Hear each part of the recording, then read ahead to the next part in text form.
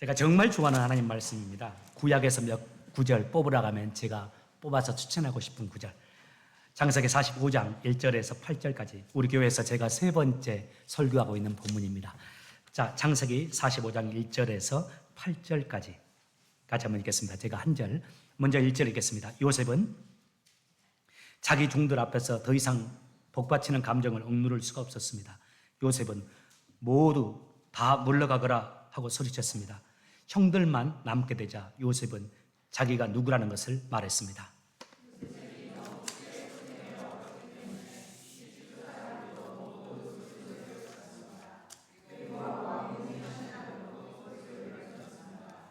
요셉이 형들에게 말했습니다. 내가 요셉입니다. 아버지께서 아직 살아계신가요? 그러나 형들은 너무나 놀랐기 때문에 아무런 대답도 할 수 없었습니다.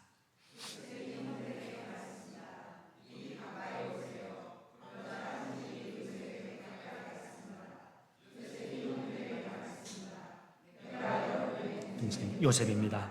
형님들이 이집트에 노예로 팔았던 바로 그 요셉이란 말이에요. 하지만 이제는 염려하지 마세요. 저를 이곳에 판 일로 마음 아파하지 마세요. 하나님께서 저를 형님들보다 먼저 이곳으로 보내셔서 사람들의 생명을 구하게 하신 것이니까요. 벌써 2년 동안 땅에서는 식물이 자라지 않고 있어요. 더구나 앞으로도 5년 동안은 심지도 못하고 거두지도 못할 것입니다. 그래서 하나님께서는 형님들과 형님들의 자손이 살아남도록 하려고 저를 먼저 이곳에 보내신 것이에요. 그러니 저를 이곳에 보내신 분은 형님들이 아니라 하나님이십니다. 하나님께서 저를 이집트 왕의 가장 높은 신하로 만드셨습니다. 왕궁의 모든 일을 제가 맡고 있다면 저는 모든 이집트 땅의 주인입니다. 아멘. 예, 잘 앉으시기 바랍니다.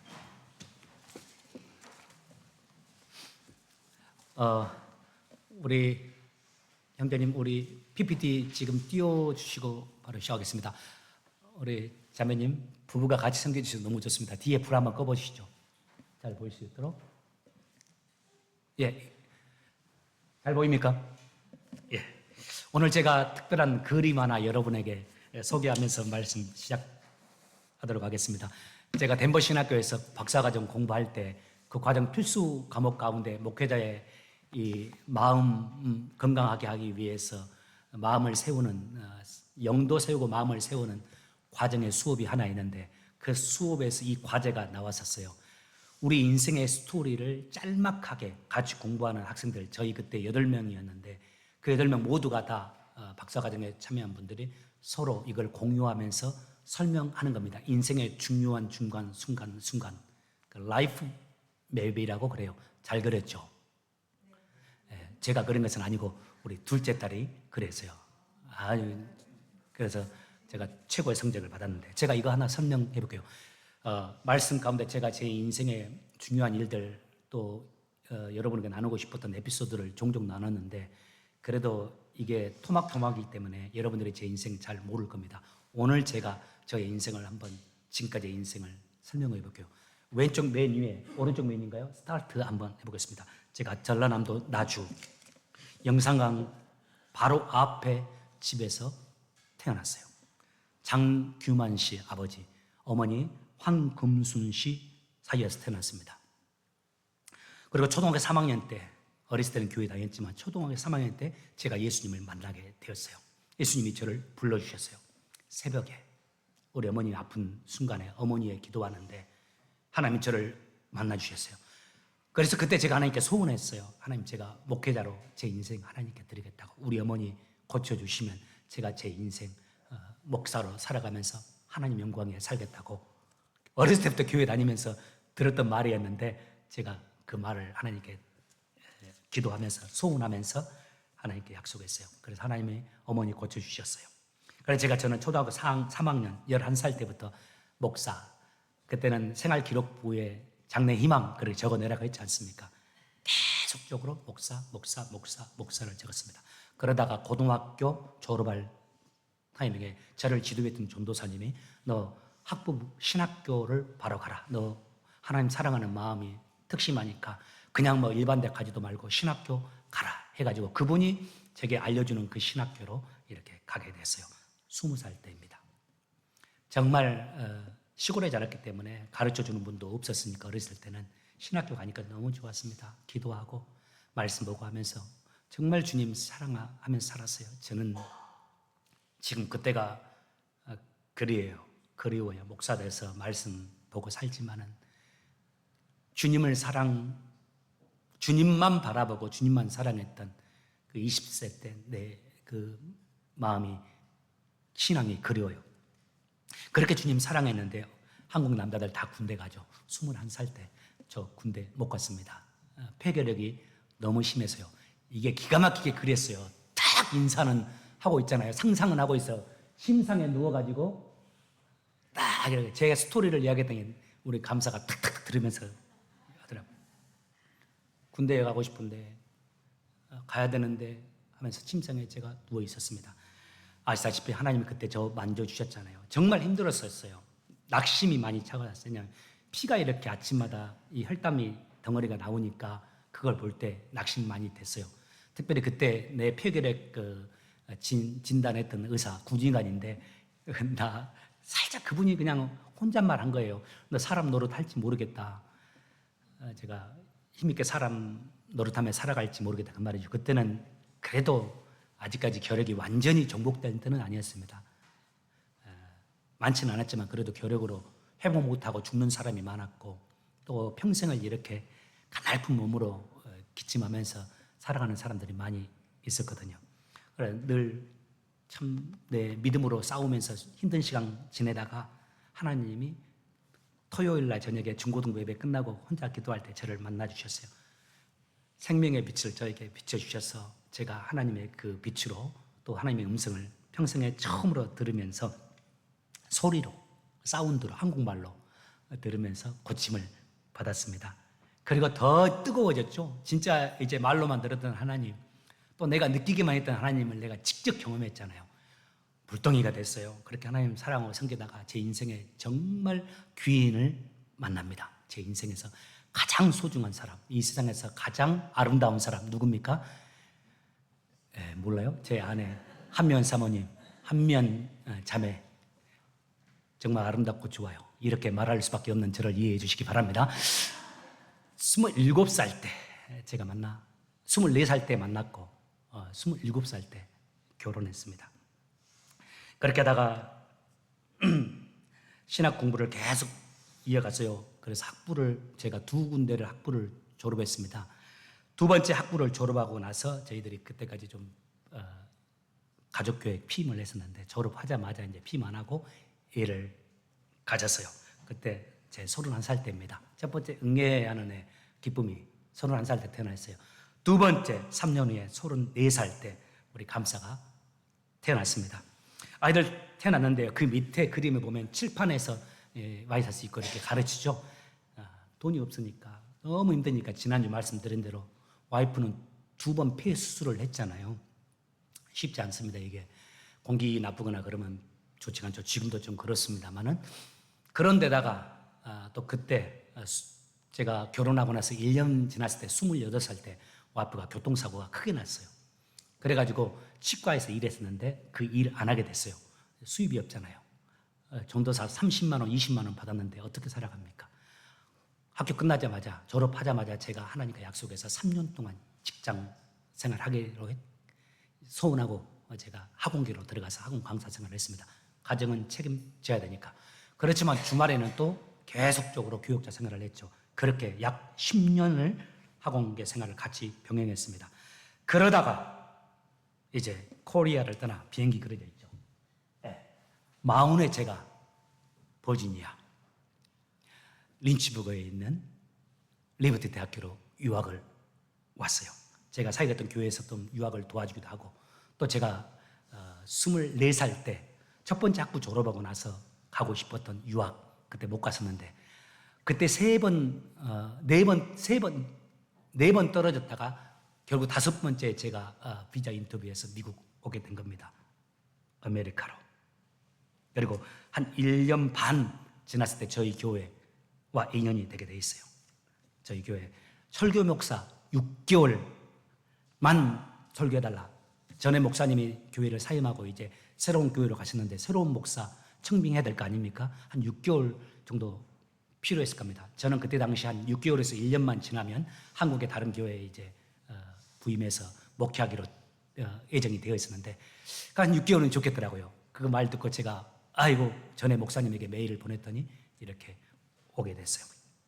그래가지고 저희 교회 6개월 정도 설교 목사 하기로 했어요. 저희 교회 그때 당시 담임 목사 청빙 과정이 이루어졌습니다. 공고도 나오고 그때 제가 제 지인들에게 말했습니다. 1억씩 내라고 우리 교회 담임 되라고. 그래서 제가 아는 뭐 여러분 몇 분 그때 청빙 위원들 여기 몇 분 계시는데 제가 아는 지인들 리버티에서 우리 교회 지원한 분들은 다 저에게 물어보고 제가 또 이렇게 설명해주고 우리 교회 목사 담임 목사 하시라고. 그때 제게 물어봤습니다. 장 목사님은 그러면 1억서 안 냅니까? 우리 교회 그 교회 지금 섬기고 있는데 가장 유력할 건데 장 목사님은 지원서 안 냅니까? 저는 안 합니다. 저는 미국 목회에 대한 소망이 비전이 전혀 없고 한국 목회만 바라보고 한국 목회만 준비해 왔고 한국 목회가 지금 기다리고 있기 때문에 저는 한국으로 가겠습니다 했습니다. 그런데 그 일 다 우리 속된 말로 빠그라졌어요. 어떻게 다 해가지고 했는데 6개월 만에 아시죠 여러분? 제가 사역 6개월 만에 저 문을 울면서 나갔어요. 제 인생에서 교회 몇 군데 사역했는데 마지막 사임할 때는 다 눈물 흘리기는 했습니다. 미국에서 한국에서 미국 유학 올 때도 그 교회 사임할 때도 다 아쉬워서 마음 아파서 울었는데 그날은 그게 아니라 너무 슬퍼서 울면서 마음이 제 좋은 상황으로 나간 게 아니었어요. 그때 과거를 아신 분들은 그 시간이 어땠는지 아시는 분들 계실 텐데 정말 제게는 수치심 혹은 큰 상처의 시간이었어요. 6개월 사역하다가 뭐 쫓겨난 건지 뭔지 모르겠어요. 그날 집으로 돌아가는데 초등학교 4학년이었어요. 우리 기쁨이가 뒤에 저희가 밴을 타고 린치복으로 돌아가고 있는데 주일날 오후에 기쁨이가 물어보더라고요. 아빠 잘린 거야? 그만둔 거야? 그래서 내가 그랬어요. 생생하게 기쁨이도 기억하지? 아빠 그 말했어요. 제가 잘린 것 같기도 하고 그만둔 것 같기도 하고 이상해. 그 이야기 했습니다. 그런데 여러분 아시죠? 제가 지금 담임으로 와 있잖아요. 그만두고 리시버그에 가 있는데 노예에서 연락이 왔어요. 장 목사님, 프레덱스버그 주찬양 교회 다시 가줄 수 없냐고. 몇 개월만이라도 가서 이렇게 좀 돌봐줄 수 없냐고. 그때 당시 이승만 목사님이 임시 노회장을 하고 계셨는데 한국을 몇 달 동안 가야 되는 상황이었어요. 그 몇 달 동안 누군가를 세우기 어렵다는 겁니다. 교회가 좀 정상화됐는데 더 어려운 일이 생길 수 있으니까 몇 달 동안에.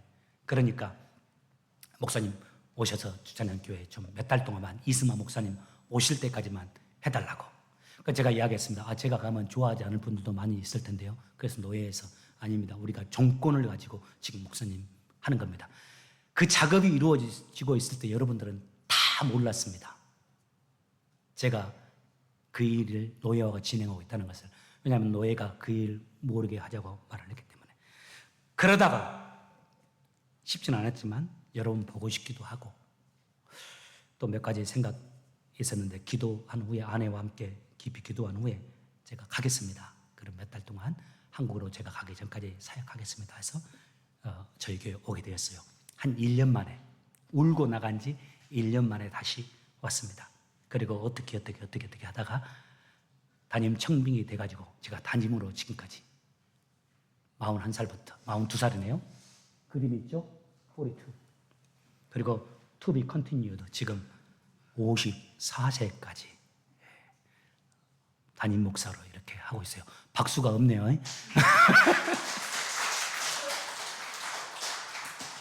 자, 이제 불 켜주셔도 됩니다. 여러분 저의 인생 스토리 54년의 인생을 제가 여러분에게 짤막하게 설명했어요. 자, 여러분에게 저의 인생 스토리를 들은 여러분에게 질문하고 싶어요. 여러분, 제가 54년 전에 전라남도 나주 장규만 씨와 한금순 씨 사이에서 태어난 것이 우연일까요? 제가 우연히 13살에 주님의 종 목회자가 되겠다고 하나님 앞에 그 어린아이가 소원했을까요? 제가 우연히 신학교에 들어갔을까요? 여러분, 제가 우연히 결핵에 걸렸을까요? 제가 27살에 우연히 한미연 씨와 만나서 결혼을 했을까요? 제게서 우연히 저와 아내 사이에서 우연히 우리 기쁨이가 태어나고 감사가 태어났을까요? 제가 우연히 그 많고 많은 미국 대학 가운데 버지니아 리버티 대학교를 선택했을까요? 제가 우연히 버지니아에 있는 프레드릭스버그 주찬양 교회에 오게 되었고 우연히 주찬양 교회 담임이 되었을까요? 그리고 마지막 질문입니다.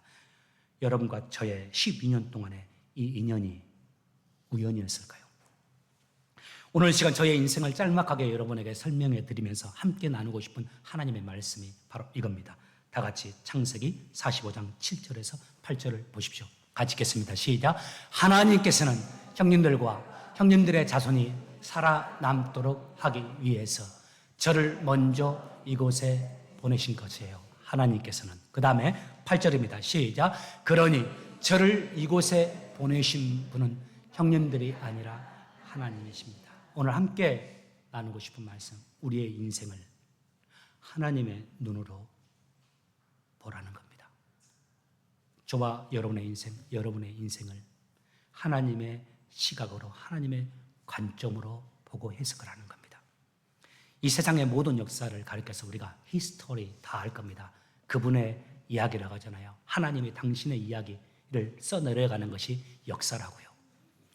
세상의 모든 역사가 하나님의 손 안에서 하나님이 진행하고 계시다는 것, 우리가 그렇게 고백합니다. 세상의 역사뿐만 아니라, 그런데 세상의 역사뿐만 아니라 지금 여기에 서 있는 저의 역사도, 여러분의 역사도 다 하나님이 세밀하게 간섭하시면서 우리의 역사가 하나님의 세밀한 간섭 속에 진행되고 있다는 것을 믿고 그 믿음으로, 그 관점으로 우리의 인생 모든 순간순간을 보고 해석하자는 말이에요. 오늘 본문의 주인공이 요셉입니다.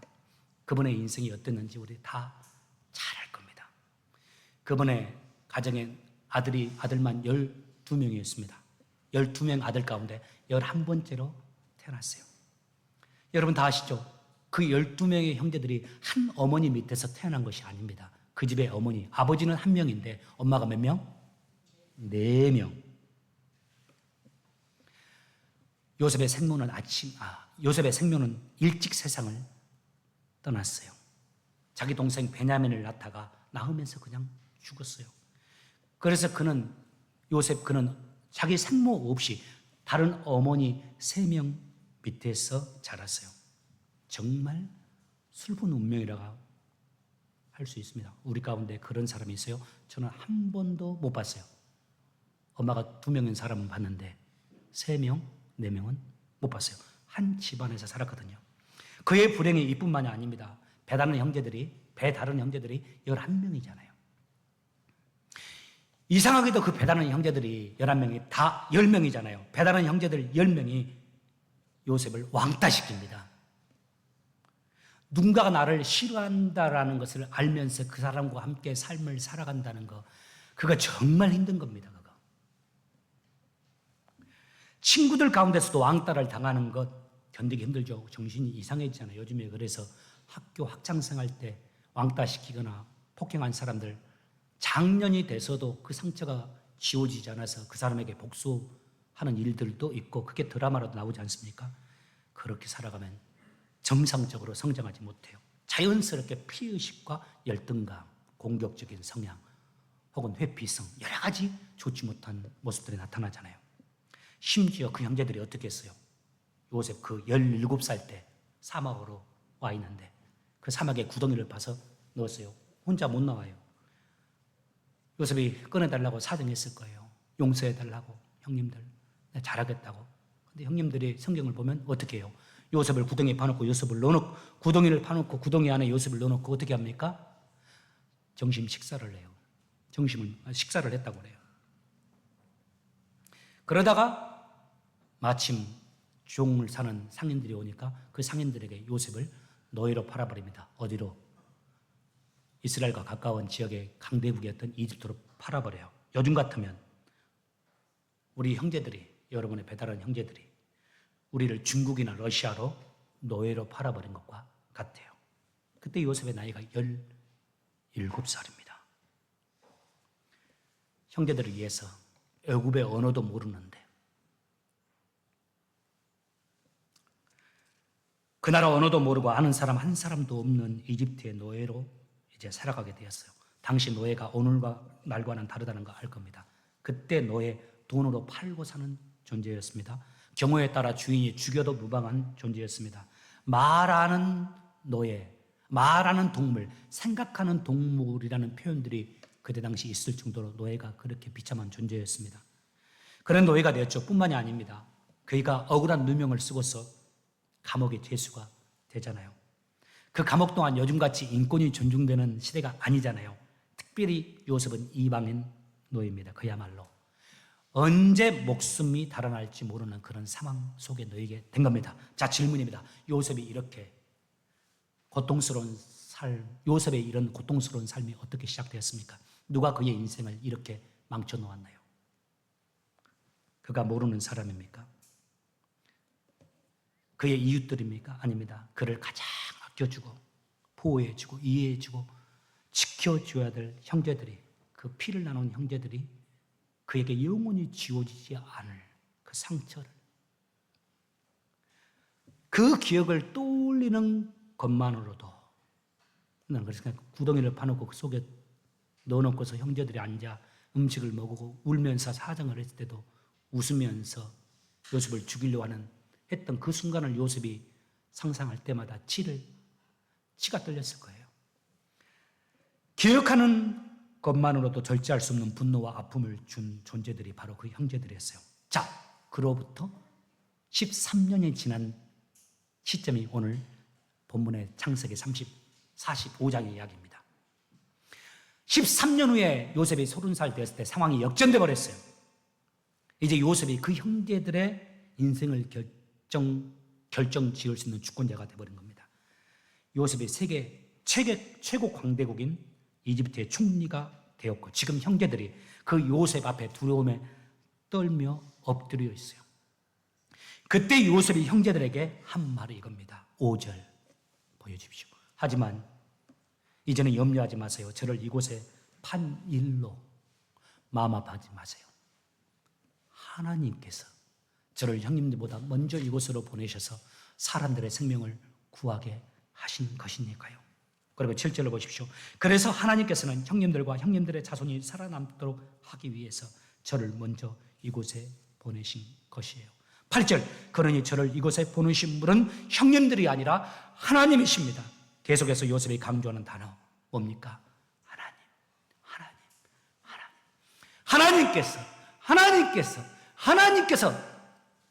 하나님께서 저를 형님들보다 이곳에 먼저 보냈습니다. 하나님께서 형님들과 형님들의 자손이 살아남도록 하기 위해서 나를 이곳에 보내신 겁니다. 형님들이 나를 팔아서 내가 이곳에 온 것이 아니라 하나님이 형님들을 통해서 나를 이곳에 보내신 것입니다. 형님들, 걱정하지 마세요. 철저히 자기의 인생을 하나님의 관점으로 보고 해석하고 있는 거예요. 자신의 인생에 있었던 가장 아픈 시점, 가장 상처되는 그 상황을 하나님의 눈으로 바라보면서 하나님의 눈으로 해석할 수 있는 믿음과 능력이 지금 그에게 있는 겁니다. 우리 기독교 신학적인 용어 가운데 하나님의 주권과 하나님의 섭리, 주권과 섭리라는 용어가 있어요. 주권은 여러분 다 아실 겁니다. 하나님이 당신의 뜻대로 주권적으로 당신의 일을 진행해 나가신다. 그거 못 막아요. 하나님이 세상을 다스릴 때, 당신의 역사를 써나갈 때 하나님의 주권을 가지고 역사에 가신다. 그거 막지 못합니다. 그런데 하나님이 세상 역사를 써 내려가실 때, 우리 역사를 써 내려가실 때 그냥 하나님 마음대로 하지 않습니다. 그냥 어떻게 합니까? 우리 속에 직접 세밀하게 간섭하시면서 우리와 관계하면서 우리의 사건 속에서 역사하시면서 우리의 인생을 인도해 가신단 말이에요. 지금 우리의 삶 속에 일어나는 일들이 있지 않습니까? 좋은 일들, 속상한 일들, 아픈 일들, 고통스러운 일들, 행복한 일들, 그 모든 순간 속에 하나님이 관여하시면서 당신의 역사를 써내려가요. 그때 그 단어를 뭐냐면 섭리라고 말해요. 요셉이 지금 섭리의식을 가지고 자신의 인생을 보고 있는 겁니다. 지금 요셉의 말에서 볼 수 있는 것, 그의 위대한 신앙의 정신이죠. 바로 섭리의식입니다. 의식이에요. 그 불행한 자신의 인생을 하나님의 눈으로 바라보고 그 일들을, 이 단어가 중요해요, 하나님의 관점에서 재해석하는 겁니다. 제가 여러분에게 몇 번 말씀드렸죠. 신앙은 선택이다. 신앙은 해석이다. 여기서 해석이라는 단어가 중요합니다. 내게 일어나는 일들, 나에게 일어나고 있는 모든 일들을 하나님의 눈으로 바라보면서 해석해낸 거예요. 왜 내게 혈액이 다가왔을까?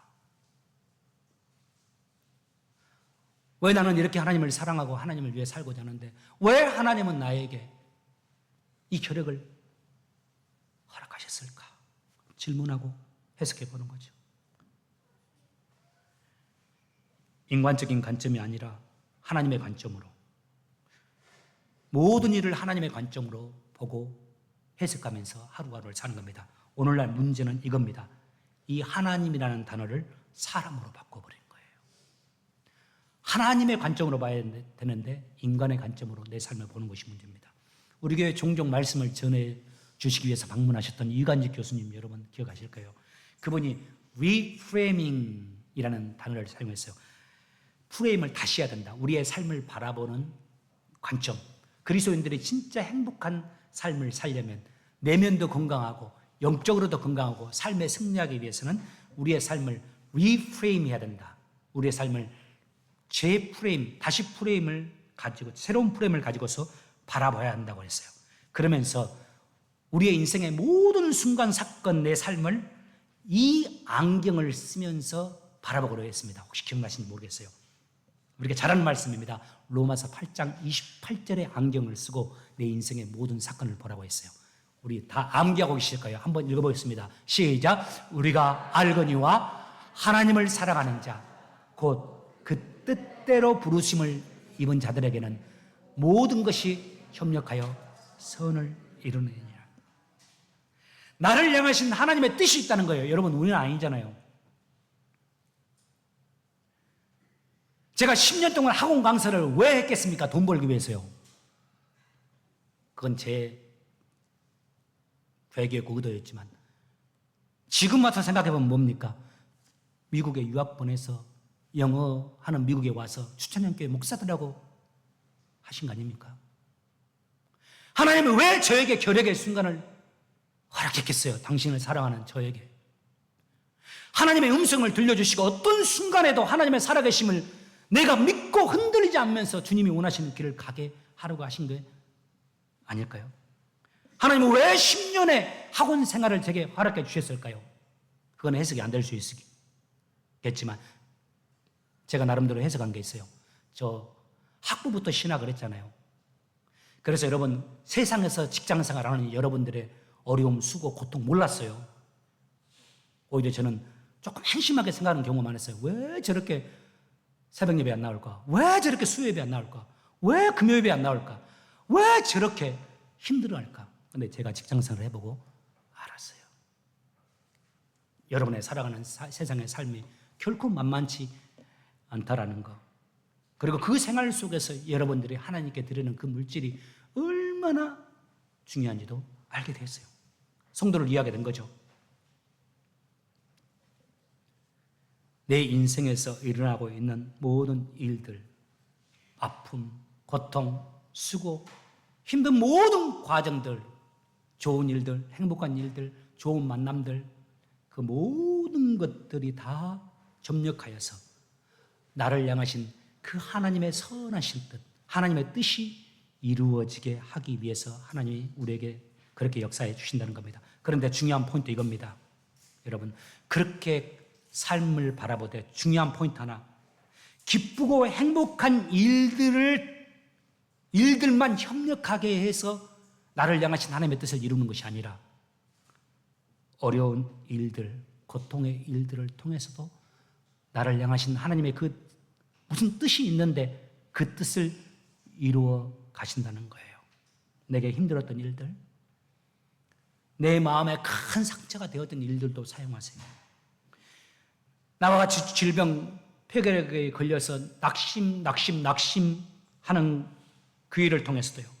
여러분 사업하신 분들은 사업의 실패를 통해서도, 때로는 시험을 받는데 시험의 낙방을 통해서도, 그리고 우리가 부부가 가정을 이루었는데 가정의 깨어짐과 상처를 통해서도, 그리고 기억조차 하기 싫은 일들을 통해서도 하나님이 결국 그것들을 다 협력하게 하셔서 내 인생을 향하신 하나님의 뜻이 뭔지는 모르지만 그 뜻을 이루어 가신다는 거예요. 그 다음에 중요한 거 이것입니다. 아무리 내가 믿음으로 해석하려고 노력해도 해석이 안 되고 이해가 될 수 없는 신앙의 모순처럼 보이는 일들이 있잖아요. 내가 하나님 이렇게 사랑하고 섬기는데 왜 하나님이 나에게 이 일을 하라 하실까? 내가 하나님의 살아계심을 추워도 의심치 않고 내가 하나님의 살아가심을 내가 느끼면서 살아가는데, 그런데 그 하나님은 내게 왜 이런 어려움을 주시는 걸까? 아무리 믿음의 눈으로 이해해 보려고 해도 이해가 되지 않는 그 신앙의 모순처럼 보이는 일들을 통해서도 그 일들을 사용하셔서 그 일들을 협력하게 하셔서 우리를 향하신 하나님의 그 뜻을 이루어 가신다는 말씀이에요. 근데 여기서 또 하나의 정말 중요한 포인트가 있습니다. 이 기이한 하나님의 뜻이 우리에게 이루어짐에 있어서 본문에서 우리가 꼭 기억해야 될 바가 있어요. 뭡니까? 하나님을 사랑하는 자에게, 하나님을 사랑하는 자에게 하나님께서 그의 인생의 모든 일들을 협력하여서 선을 이루게 하신다는 겁니다. 하나님을 진심으로 사랑하고 하나님의 부르심에 합당하게 살아가려고 애쓰는 자에게 고통과 실패의 일들을 조차도 아름다운 일들을 이루기 위한 과정으로 사용해 주신다는 겁니다. 요셉의 인생처럼 말입니다. 보통 요셉의 인생이라면 여러분, 요셉과 같은 환경에서 살아가고 요셉과 같은 슬픔, 상처, 어려움 속에 놓이게 되면 보통 사람들 어떻게 행동합니까? 우리 잘 알잖아요. 그 상처 때문에 말이 거칠고 행동이 거칩니다. 때로 거칠어집니다. 그리고 감정적이 됩니다. 폭발하죠. 감각적으로 삽니다. 그리고 또 전형적으로 나타나는 모습, 주변인들을 원망합니다. 심지어는 내 가장 나를 아껴주고 있는 사람, 나를 가장 아껴주면서 나를 사랑해주고 있는 사람들에게도 원망을 해요. 그리고 또 술이나 마약을 하면서 힘드니까 들뜨러 드러나는 식으로 행동해버립니다. 그러다가 결국 더 불행해지는 경우가 많잖아요. 그런데 요셉 보세요. 성경 말씀 우리가 알 수 있습니다. 거칠어지지 않습니다. 원망과 불평의 기록이 한 번도 없잖아요. 특별히 저는 보디발의 아내가 지속적으로 유혹했을 때 요셉의 모습이 참 인상적이에요. 될 대로 되라 안 해요. 요셉이 그때 얼마나 외로웠을까요? 20대 젊은 청년입니다. 17살에 종으로 팔려왔습니다. 그런데 그 종으로 팔려왔는데 이제 몇 년 지나면서 보디발의 집에 지났는데 한 20대 초중반 되었을지도 모르겠어요. 그런데 그 안주인이, 마님이 계속 좋은 음식도 주고 돈도 주면서 설득하는 겁니다. 좋은 옷도 사주면서 야, 나와 같이 자자. 너하고 나하고만 그렇게 하는 거야. 나 너 좋아. 형제들에게 버림받고 타국에서 홀로 살아가면서 외로움에 사무쳤을 겁니다. 그런데 자기를 사랑해주는 그 여성의 그 사랑과 위로, 그 손길 얼마나 그리웠을까요? 그런데 아시다시피 거부하잖아요. 요셉이 거부합니다. 그 이유 무엇인지 아시죠? 주님이 이렇게 그 이유를 성경에 기록해 놓았어요. 나는 하나님 앞에 범죄할 수 없습니다. 요셉이 나는 하나님 앞에 죄를 범할 수 없습니다 하면서 그 보디발의 아내의 유혹의 손길을 뿌리칩니다. 나는 하나님 앞에 범죄할 수 없습니다 라고 하면서 하나님을 사랑하는 자의 길을 선택해요. 그리고 누명을 쓰고서 감옥의 길을 걷게 되죠. 저는 상상해 봅니다. 요셉이 이때 마음이 어땠을까? 감옥으로 가고 있을 때 오직 신앙 하나 때문에, 하나님 때문에 보디발의 아내의 지속적인 요청을 거부했는데 그 결과 하나님이 잘 되게 해주셔야 되는데 어떻게 합니까? 목숨을 잃을 수 있는 감옥이잖아요. 하나님을 섬기고 하나님 때문에 내가 그 선한 길을 선택했는데 하나님이 살아계시다면 나를 도와주셔야 되는데 오히려 나를 더 큰 어려움에 처하게 만드신단 말이에요.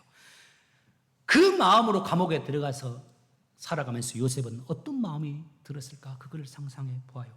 그런 면에서 요셉은 정말 닮고 싶은 사람입니다. 그 감옥에 있는 상황에서도 요셉은 하나님을 사랑하는 자의 모습으로 살아갑니다. 감옥에서도 여전히 그는 흔들리지 않습니다. 여전히 하나님을 원망하거나 보디발을 원망하거나 보디발의 아내를 원망하지 않아요. 아실 겁니다. 그러다가 하나님의 때가 차니까 하나님의 큰 일을 행하세요. 우리 지난 몇 주 전에 배웠죠. 하나님의 시간, 카이로스입니다. 하나님의 때가 차니까 하나님의 감옥 안에서 바로의 신하를 만나게 하세요. 그리고 그 신하를 통해서 또 바로를 만나게 해주세요. 하나님이 바로로 하여금 바로가 해석할 수 없는 기이한 꿈을 꾸게 만듭니다.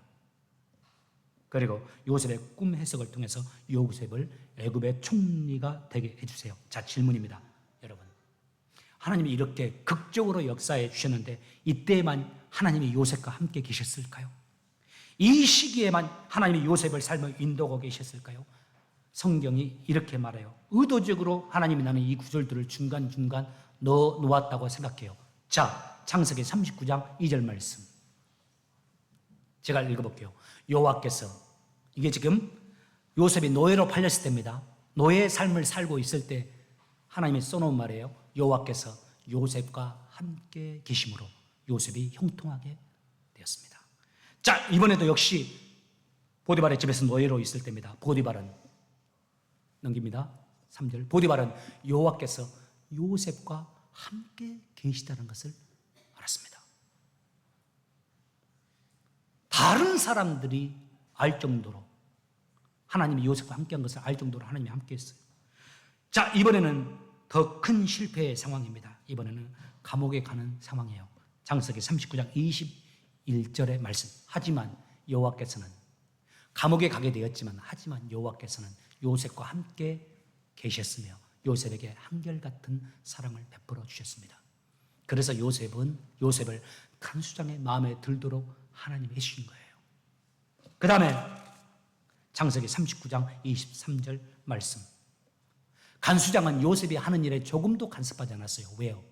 그것은 여호와께서 요셉과 함께 계셨기 때문이었습니다. 중요한 게 이겁니다. 하나님이 요셉을 총리로 세우는 과정에만 섭리하고 계신 게 아니에요. 노예로 팔리고 있을 때에도 하나님이 그의 역사를, 요셉의 역사를 써내려가고 계셨고, 노예의 삶을 살아가고 계실 때도 하나님은 그의 삶에 섭리하시면서 그의 삶을 인도하고 계셨고, 감옥에 들어갈 때도, 감옥에서 시간을 보낼 때도 하나님은 요셉과 함께 하시면서 요셉을 향한 당신의 선한 뜻을 이루어가는 과정으로 역사하고 계셨던 겁니다. 요셉의 인생에만 그런 거 아니란 거 아실 겁니다. 요셉의 인생에만 하나님이 이렇게 섭리한 거 아니란 거 아실 겁니다. 저와 여러분의 인생에도 마찬가지죠. 제가 겨력으로 힘들어하고 있을 때에도, 경제적으로 어려워서 학원 강사로 나서야만 했을 때에도, 그리고 저희 교회에서 어려운 일로 눈물을 흘리면서 사임했어야 했을 때에도 주님은 나의 인생의 그림을 그리고 계셨던 거예요. 우리의 인생, 이 눈으로 보아야 합니다. 자, 말씀을 마감하는 시점에 되었습니다. 여러분, 모든 삶에 일어났던 과거의 순간을, 그리고 지금 일어나는 일들을 다 이렇게 섭리의식으로 볼 수 있길 바랍니다. 특별히 어려운 순간이에요. 힘든 순간이에요. 특히 우리 젊은 처자들, 규리, 기쁨이, 감사, 제이콥, 우리 하림 자매님, 인생을 살 날이 많잖아요. 살아가다 보면 좋은 일도 있지만 힘든 일이 있을 겁니다.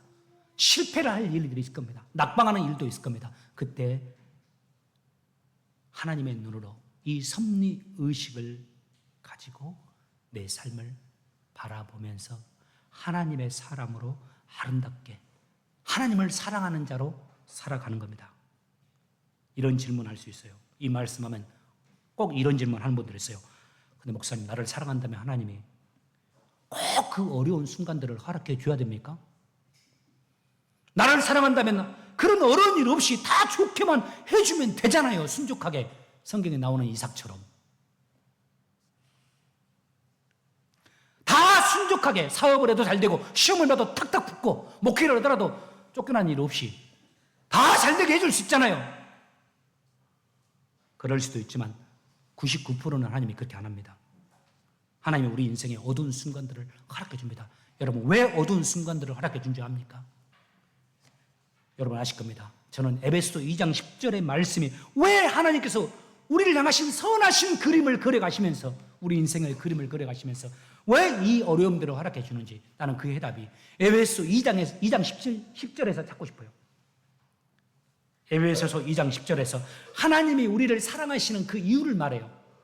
하나님이 우리를 사랑하시는 이유를 이렇게 표현해요. 우리는 그의 만드신 바라. 하나님이 우리를 사랑하신 그 이유가 하나님이 우리를 만드신 바니까, 우리의 부모님이니까. 그런데 영어로 이걸 번역해 놨는데 NLT 성경에서 놀랍게 번역을 했더라고요. We are, 우리는 God, 하나님의 masterpiece. 여러분, masterpiece가 뭔지 아시죠? 걸작품입니다. 여러분, 미술품, 비싼 미술품들, 걸작품들 보세요. 자, 저를 보세요. 집에 좀 비싼 그림들이 있습니까? 걸작품들을 하나 보세요. 기가 막힌 화가들이 그려놓은 걸작품들. 다 하얀색으로 그려놨습니까? 다 노란색, 밝은색으로만 그려놨습니다? 아니에요. 밝은 색도 있지만 그 걸작품 안에는 진하고 검정색, 어두운 색들도 중간에 종종 같이 들어가 있어요. 밝은 색과 어두운 색들이 같이 믹스되어서 명암의 조화를 기가 막히게 이루어 놓은 작품들입니다. 걸작품 아니에요. 우리를 사랑하시는 하나님께서 우리의 삶에 때로 힘들고 어두운 일들 허락하신 이유, 그리고 지금도 우리에게 이 일만 생각하면 정말 답답하고 힘든 나를 어렵게 만드는 그 어두움을 내 인생에 허락하신 이유, 우리를 하나님의 걸작품으로 하나님이 그려가고 계시기 때문입니다. 성도 여러분, 하나님이 우리를 사랑하고 계십니다. 하나님은 우리를 인도하고 계십니다. 지금까지 우리 가운데 섭리하시고 앞으로도 섭리해 주실 겁니다. 믿음의 눈으로 우리의 삶을 바라보고 믿음으로 해석하시면서 남은 평생 승리하며 살아가는, 하나님의 뜻을 이루는 귀한 삶 살아가는 여러분 제가 되기를 예수 이름으로 축복합니다. 다 같이 자리에서 일어나셔서 찬송하면서